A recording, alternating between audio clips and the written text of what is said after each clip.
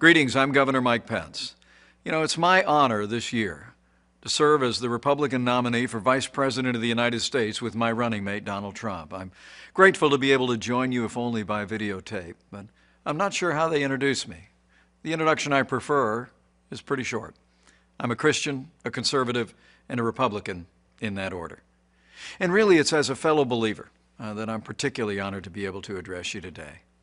I know every one of us has our own story about how we came to faith. For me, I was raised in a family where faith was important. Church on Sunday, grace before dinner.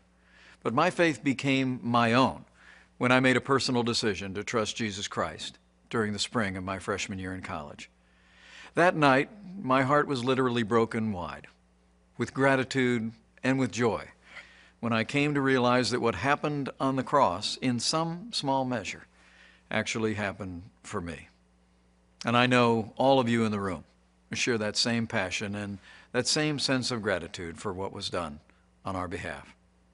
Years later, my faith has been tested, relied on more times than I could possibly count. All I know for sure today is I need Him more than ever. And He's really the center of my life and the center of my family's life.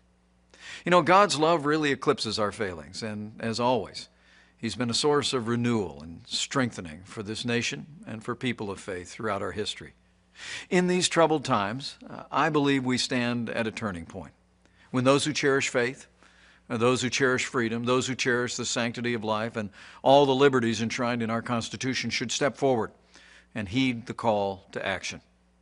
I joined Donald Trump on the Republican ticket because I believe he has the right leadership and the right vision to make America great again.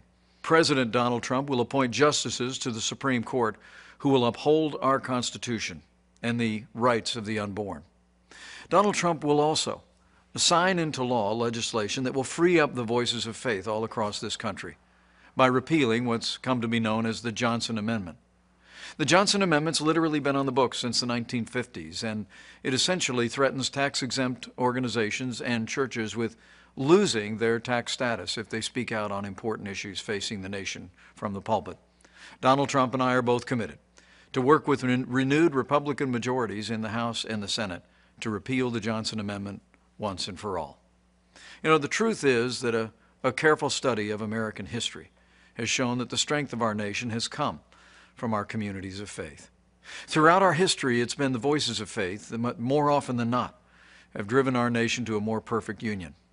It was the pulpits around the American founding that thundered against the tyranny of King George.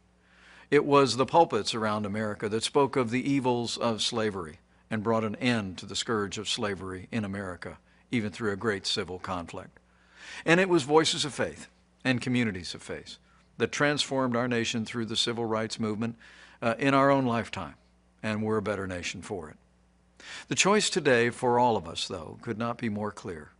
I've never seen a more dramatic choice in a national election in my lifetime. I truly do believe we're come to a time for choosing.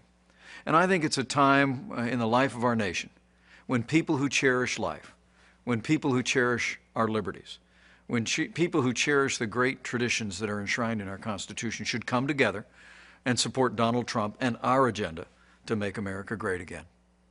In these troubled times at home and abroad, challenging times for American families, I'd like to encourage you to do one more thing, and that is to bow the head and bend the knee in the days that remain in this election.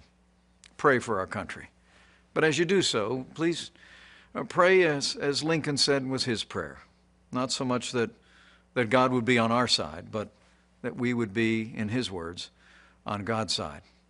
Because I truly do believe in my heart of hearts that what's been true for millennia is still true today.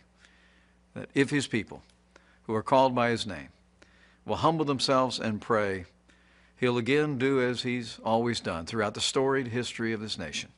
He'll hear from heaven, and he'll heal our land, this one nation under God, indivisible, with liberty and justice for all. Thank you for giving me the opportunity to address you today. May God bless you, your families, this community of faith, your church, and may God continue to bless the United States of America.